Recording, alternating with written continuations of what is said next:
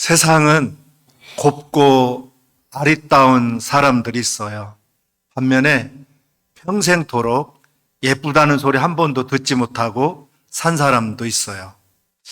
이런 현상들을 보면 세상은 참 불공평하다, 이런 걸 느껴집니다. 볼품없는 애모를 지니고 태어났는데 동생은 말할 수 없을 정도로 예쁘게 태어났다면 그때 언니가 느끼는 감정은 어떨까요? 그래, 나는 곱지도 않고 아리답지도 못하는데 동생이라도 잘생겼으니까 다행이다, 이런 생각을, 이런 감정을 가진 사람은 없을 겁니다. 창세기의 아브라함과 이삭과 야곱의 구속 역사를 기록해가는 과정에서 라반의 가정의 역사를 성경에서 2장이나 걸쳐서 이야기를 하는데, 오늘 창세기 29장 16절 17절에 보면 라반에게 2딸이 있으니 언니의 이름은 레아요 아우의 이름은 라헬이라. 레아는 시력이 약하고 라헬은 곱고 아리따우니 그랬어요. 라반에게 2딸이 태어났어요. 언니의 이름은 레아고 아우는 라헬입니다. 그런데 레아는 시력이 약하고 그랬어요. 자녀들을 비교하는 내용이 나와요. 특별히 하나님께서 신체적인 그런 약점과 장점을 이렇게 크로즈하신 이유가 뭘까요? 레아는 시력이 약하고, 시력이 얼마나 약했으면 이렇게 표현했을까요? 레아라고 하는 이름은 지친, 슬픈, 실증난, 몹시, 싫어한, 이런 뜻이 있어요. 레아가 태어났을 때 그의 아버지 라반이 그의 이름을 그렇게 지은 것을 보게 되면 그의 모습이 얼마나 못났는지 알 수 있을 정도예요. 얼마나 아버지가 싫어했는지 가늠할 수 있어요. 레아는 시력이 약하고, 이 정도 표현이라면 생활하는데 많은 장애를 느꼈을 것이라는 것을 의미합니다. 레아는 시력 때문에 생활하는데 누군가의 도움이 필요한 그런 핸디캡을 가지고 있었던 거예요. 한 걸음 더 나아가서 레아는 시력뿐만 아니라 또 부족한 것이 있어요. 레아는 시력이 약하고 라헬은 곱고 아리따우니 그랬어요. 라헬은 곱고 아리따다고 말했어요. 그렇다면 라헬이 그렇다면 레아는 어떻다는 거예요? 이 표현은 레아는 상대적으로 그렇지 못하다라는 것을 우회적으로 표현하고 있는 거죠. 잘생기려면 둘 다 잘생기면 좋겠는데, 못생기려면 다 같이 못생겼으면 좋았을 텐데, 레아의 처지에서 보게 되면 최악이죠. 레아는 어린 시절부터 말할 수 없는 상처를 받았을 거예요. 자신을 긍정적인 그런 모습으로 받아들이기가 쉽지 않고 동생에 대한 열등감과 시기와 미움도 있었을 거예요. 어린 시절부터 온갖 이런 쓰라린 상처를 스스로 안고 1살, 2살 나이가 들어갔을 겁니다. 결혼할 때가 되어갈수록 더 괴롭고 막막했을 게 뻔해요. 아리따운 구석이라고는 하나도 없고 시력 장애인인 자신도 용납할 수 없는데 누가 신부로 자기를 받아줄까, 이런 생각에 사로잡혀 살아가던 중에 보면 볼수록 마음이 편해지는 남자, 가까이 하면 가까이 할수록 기대고 싶은 남자, 느낌이 좋은 남자 야곱이 그 집에 머슴으로 들어왔어요. 다른 청년이라면 몰라도 머슴이기에 한번 해볼 만하지 않았겠어요? 야곱을 찍어놓고는 레아는 결혼 작업을 시작했지 않았을까 생각해 봅니다. 아마 야곱이 양을 치고 집에 돌아올 때마다 레아는 시원한 생수 한 그릇을 들고 야곱에게 다가가서, 야곱, 오늘 또 양을 치느라고 얼마나 수고가 많았어요. 시원한 물 한 잔 드세요. 네, 고맙습니다. 이렇게 목례를 하고 물을 마신 야곱의 눈에는 레아는 투명 인간이에요. 야곱의 눈에는 이쁘고 아리따운 라헬만 눈 속에 들어있어요. 이 얼마나 고통스러운 현실입니까? 쓰라린 그 아픔을 숨기면서 레아는 하루하루를 보내고 있었을 거예요. 레아가 나이를 먹어갈수록 아버지 라반의 마음도 부담이 됩니다. 저 딸을 누가 데려가나? 어떻게 하면 저 딸을 출가시킬 수 있을까? 그냥 두면 결혼도 못할 것 같은 아버지의 근심 덩어리였어요. 라반이 보기에 머슴살이하는 야곱도 레아에게는 마음이 없는 것 같아요.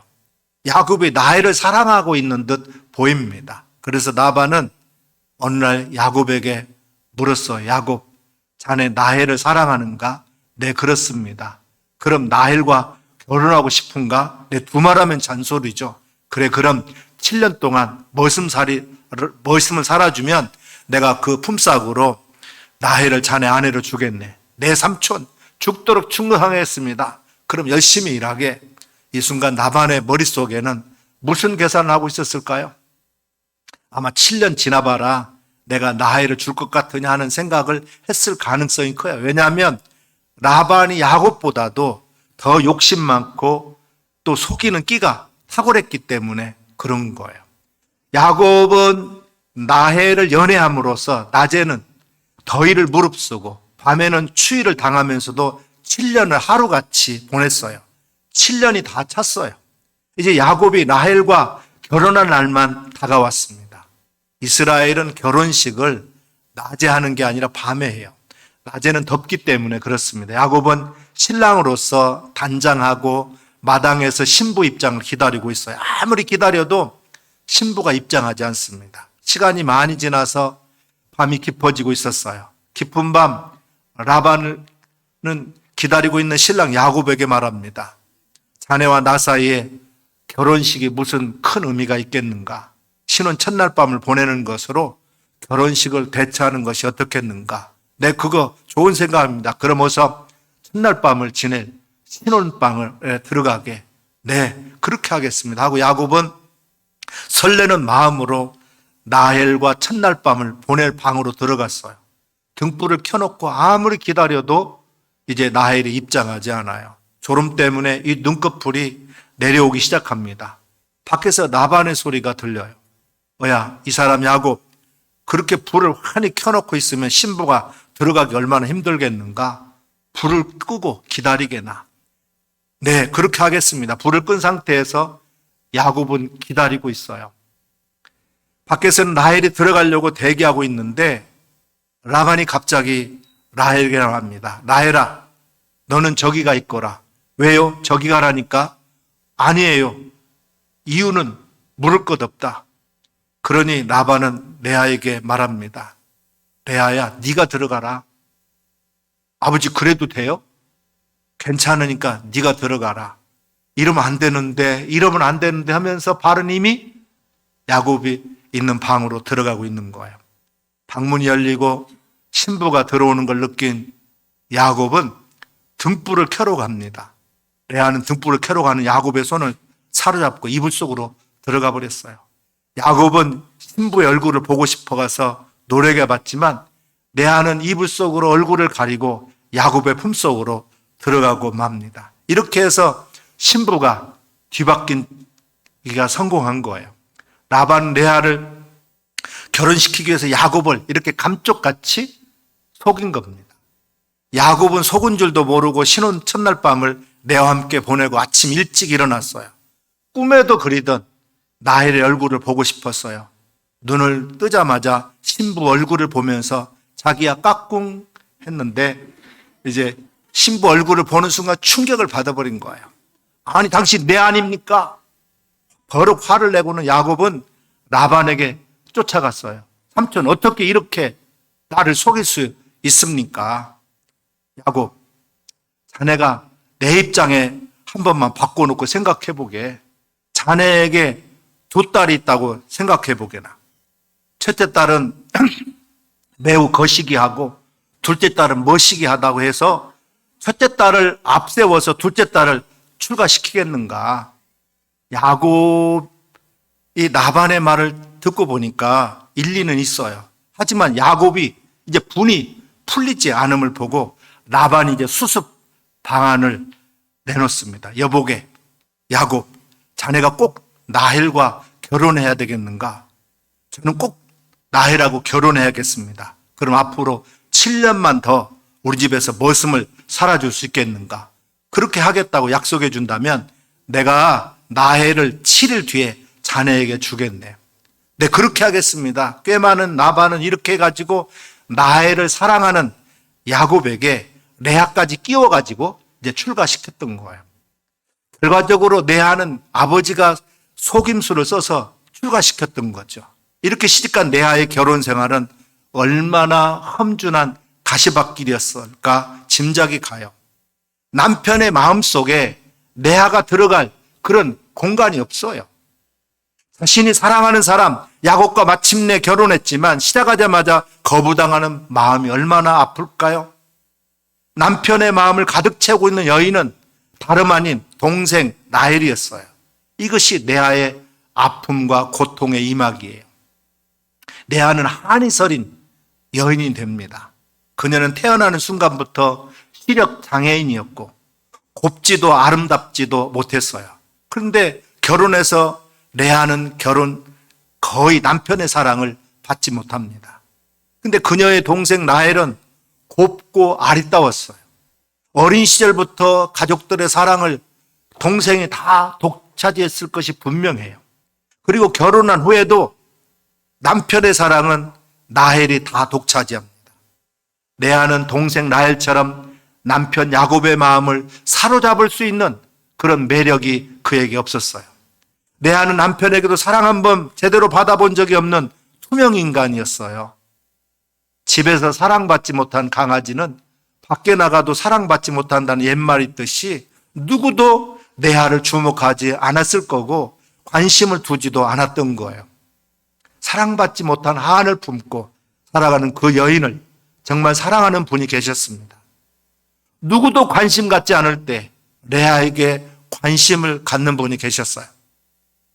아무도 주목하지 않을 때 그녀를 주목한 분이 계셨습니다. 그분이 누구입니까? 오늘 창세기 29장 31절 32절에 보면 여호와께서 레아가 사랑받지 못함을 보시고 그의 태를 여셨으나 라헬은 자녀가 없었더라. 레아가 임신하여 아들을 낳고 그 이름을 르우벤이라 하여 이르되 여호와께서 나의 괴로움을 돌보셨으니 이제는 내 남편이 나를 사랑하리로다 하였더라. 바로 여호와 하나님이셨어요.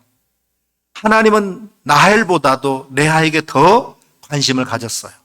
그리고 라헬보다도 레아를 더 주목하셨습니다. 레아가 사랑받지 못함을 보시고에 우리는 주목하시길 바랍니다. 얼마나 멋진 표현이에요. 이 놀라운 은혜를 느낀 레아의 고백을 보세요. 이르되 여호와께서 나의 괴로움을 돌보셨으니 그랬어요. 하나님은 레아의 괴로움을 돌보셨습니다. 할렐루야. 레아는 이 야곱의 애정을 독차지할 수 있는 특성을 가지지 못한 여인입니다. 그러나 레아는 하나님의 위로를 받을 수 있는 그런 여인이었어요. 남편의 사랑을 받지 못하는 조건이 하나님의 위로를 받는 그런 조건이 된 거예요. 이것이 레아의 가치고 또 고귀함입니다. 레아의 역사적 사건을 주목해 보시면 레아는 세상을 이긴 자로 나타납니다. 자기 인생을 포기할 수 있는데 레아는 그렇지 않았어요. 무시하고 멸시하고 천대하는 이들 앞에서 자신의 인생을 포기하지 않았어요. 고통스러운 현실을 이기는 에너지가 뭘까요? 최악의 순간을 지내면서도 굴하지 않고 당당하게 일어서게 한 에너지가 뭘까요? 무엇이 세상을 이기는 에너지였을까요? 요한일서 5장 4절 말씀에 보면 무릇 하나님께로부터 난 자마다 세상을 이기느니라. 세상을 이기는 승리는 이것이니 우리의 믿음이니라 그랬어요. 세상을 이기는 에너지는 바로 믿음이라고 성경은 말하고 있어요. 레아가 극한 현실 속에서 세상을 이기고 역사의 주역으로 우뚝 섰다는 것은 무엇을 의미합니까? 그에게 세상을 이기는 믿음이 있었다고 하는 것을 증명하고 있어요. 레아는 어떤 믿음을 가졌을까요? 레아는 부족하면 부족할수록 우리 하나님을 붙들었어요. 사랑을 받지 못할수록 하나님 품속으로 들어갔어요. 이것이 바로 레아의 믿음이었어요.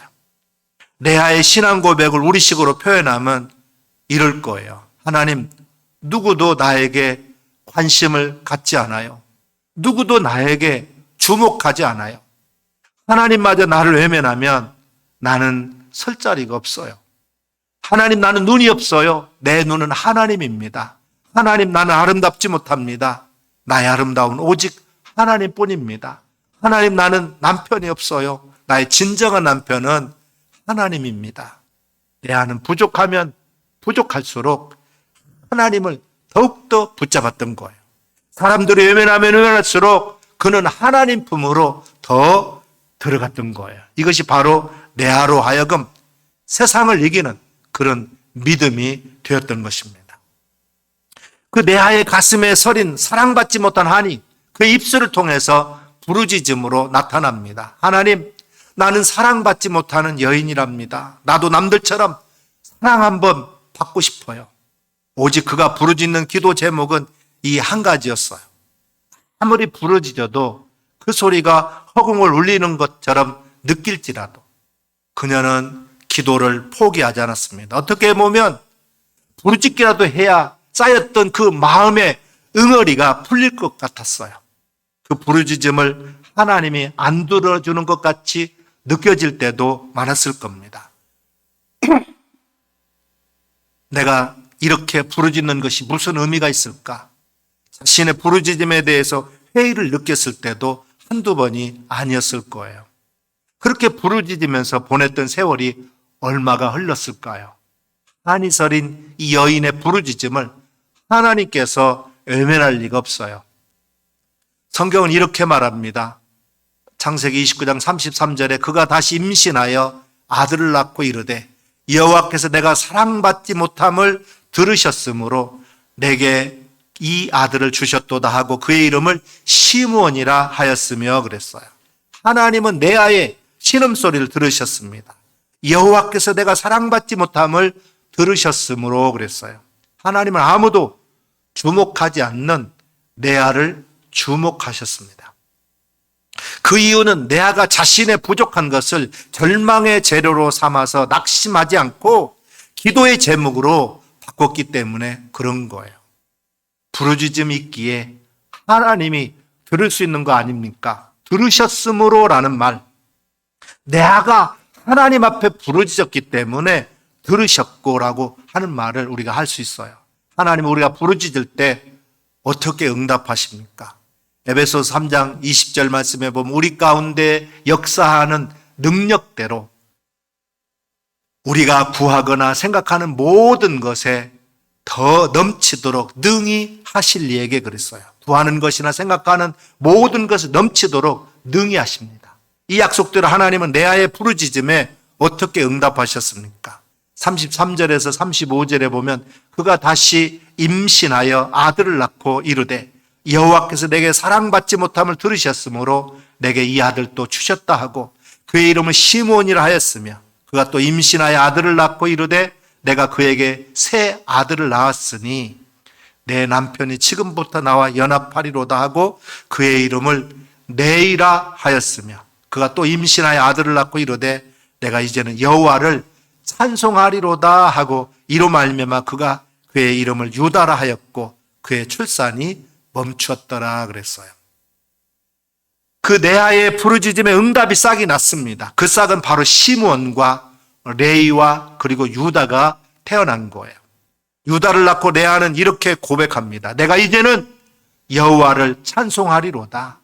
레아의 입술에서 이제는 하나님을 찬송하는 노래가 나왔어요.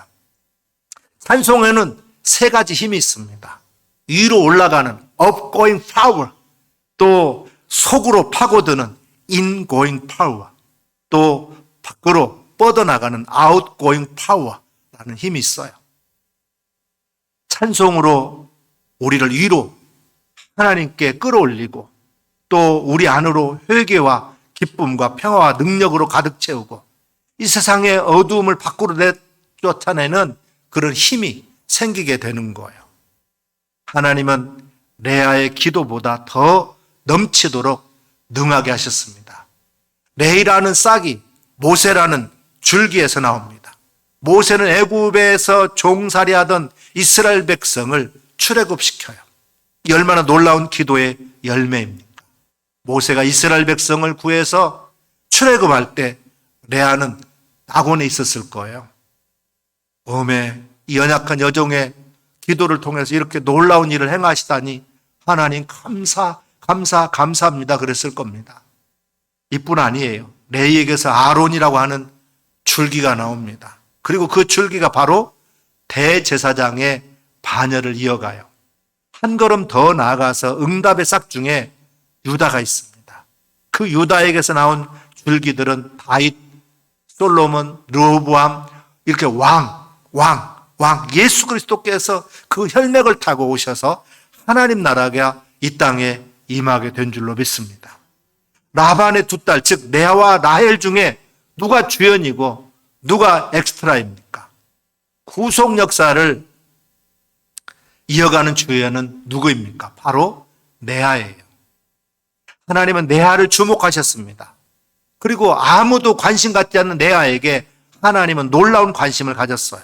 그리고 하나님은 레아에게 측량할 수 없는 사랑을 쏟아 부어주셨던 거예요. 레아를 통해서 제사장의 반열과 왕의 반열, 즉 이 두 반열을 이어가게 하지 않았습니까? 놀라운 은혜와 사랑이 아닐 수 없어요. 이 사실을 아는 모든 사람은 레아가 사랑스럽게 느껴질 겁니다. 출발은 뒤처져 있지만 끝은 타의 추종을 허락하지 않을 정도로 앞서 나간 거예요. 여기서 못난 이들의 희망을 보게 됩니다. 이것이 복음이에요. 곱지도 않고 아리답지도 않아 볼품없는 한 여인의 절규를 절대 외면하지 않고 곱고 아리따운 자들보다 더 멋지게 세워가시는 우리 하나님의 손길을 보았습니까? 이것이 하나님의 마음이에요. 이것이 하나님의 계획입니다.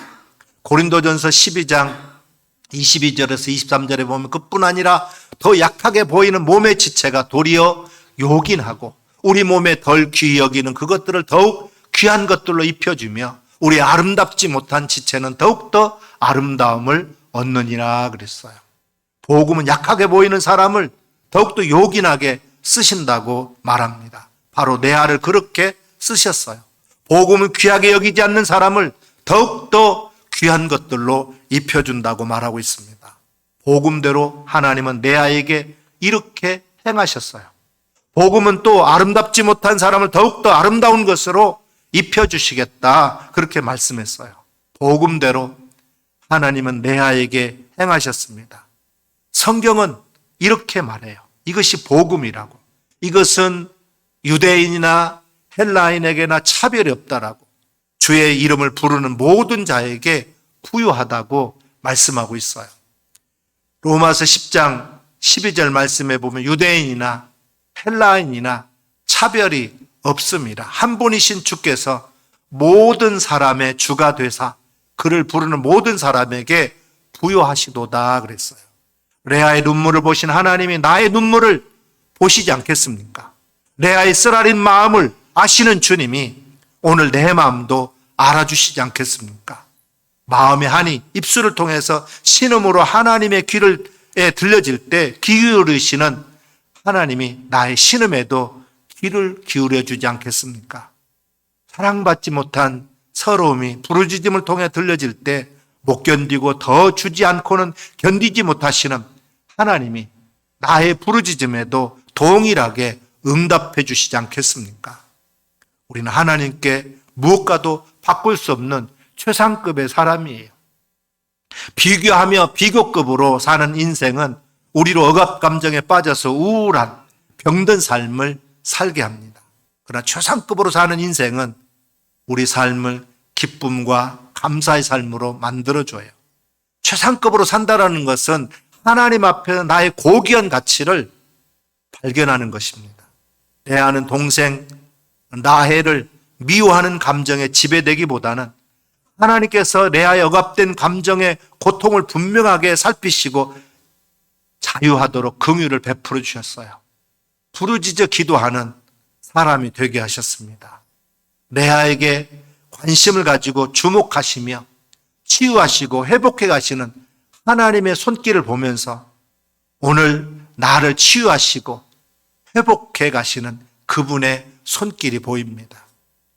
복음을 아는 사람은 누구나 다 레아를 다루시는 하나님의 모습에서 자신을 다루시는 하나님을 만나게 될 줄로 믿습니다. 약한 자녀가 부모의 마음에 걸리듯이 하나님 아버지도 예가 아니에요. 아버지의 마음으로 약한 자들을 붙잡아주고 불쌍히 여기는 마음이 우리 내면에도 일어나게 하는 줄 믿습니다. 이번 다니엘 기도를 통해서 다양한 사람들의 삶 속에서 역사하시는 하나님의 손길들을 체험하고 오늘 우리도 믿음으로 나아갈 수 있기를 바랍니다. 하나님은 부족한 사람에게 존귀를 더하시고 약한 자들을 더 요긴하게 사용하십니다. 이것이 성경이 말하는 복음이에요. 그 사랑 앞으로 오늘 또 찬양하면서 감사하는 저와 여러분이 다 되시기를 주님의 이름으로 축원합니다. 기도하겠습니다.